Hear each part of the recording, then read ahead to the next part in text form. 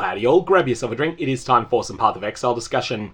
I've had a number of people ask me if I'm running a private league this time around, and I've decided I'm not because someone else is putting on one that looks like it's going to be a lot of fun. Now the name 0.1% does not mean the most elite top 0.1% of the player base. Here instead it means skills that are unpopular enough that no more than 0.1% of the player base are using them.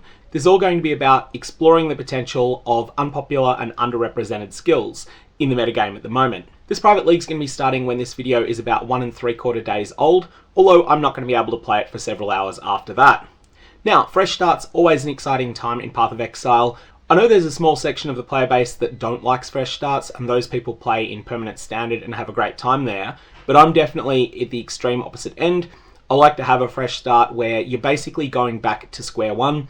You're building up a character from scratch, you're starting without much character power, and you're working through some of the various milestone bosses in the game while your character is still terrible. It's my general experience that not long after getting a Mage Blood, I do tend to get bored with leagues, and of course in a fresh start you're almost guaranteed not to have a Mage Blood for quite a long period of time. The other thing that's really good in private leagues is that you end up with an economy that is not affected by mirror crafting.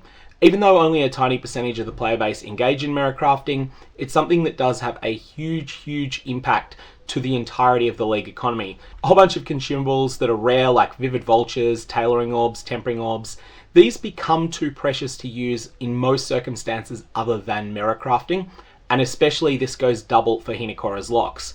All these things end up being something that you might use instead in a private league environment. Although of course you're not forced to, you can just hoard them and take them back to Affliction softcore at the end of the private league, or even earlier if you elect to migrate a character or your entire account out earlier.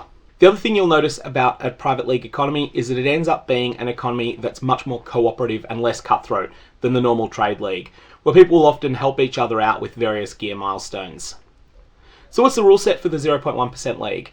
It's the normal Affliction softcore trade rules in play, so none of the hard optional private league mods are going to be active, neither are any of the hardcore, ruthless, or solo self-found rule sets. But the league gimmick is that you're meant to play a skill that has 0.1% or lower representation on the ladder for solo self-found as it was when a snapshot was taken about a week ago, which means basically unpopular and extremely unpopular skills only.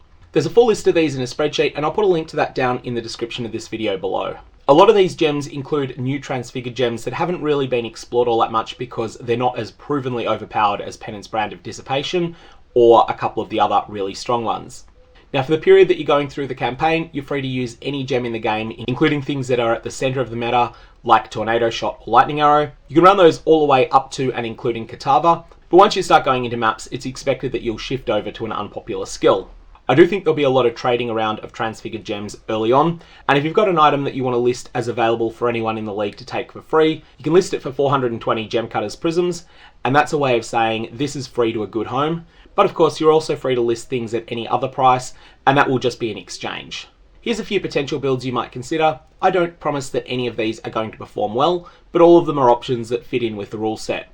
You could pretend that it's still 2020 and play Glacial Cascade Mines. This is an extremely popular build, but then Glacial Cascade got reworked in a way that doesn't really work very well with Mines anymore, and also Mines got reworked as well. But Glacial Cascade of Fishes, one of the new gems that was added, is very similar to the old version of Glacial Cascade, so that's something that you could play that would really be a blast from the past. You could experiment with Cast on Critical Strike using Flicker Strike of Power as your delivery mechanism and Hex Blast of Havoc as the payload, which is something that could be done a number of potential ways. This is more going to be something that's a fast mapper but probably struggle a bit with boss damage.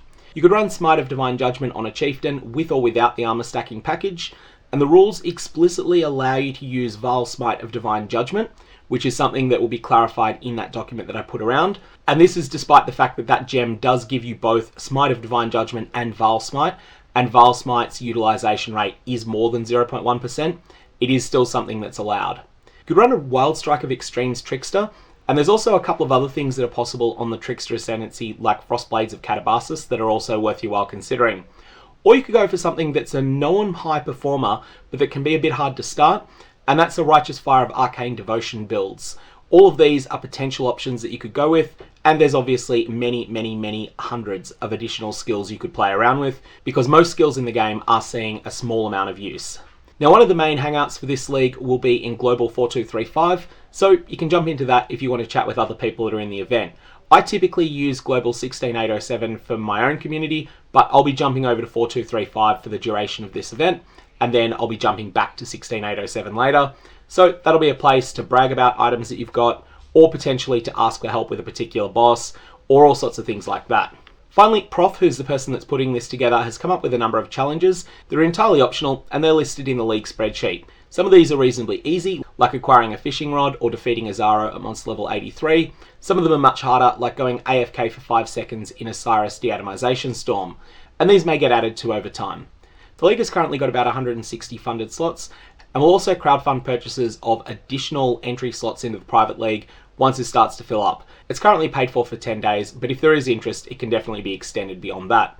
And then once the league expires, then those characters will continue to be playable in Affliction softcore trade, and then after that, they'll move into standard as normal. Anyways, that's all I got on this. May your Valobs have interesting results, and I will see you in the 0.1% league.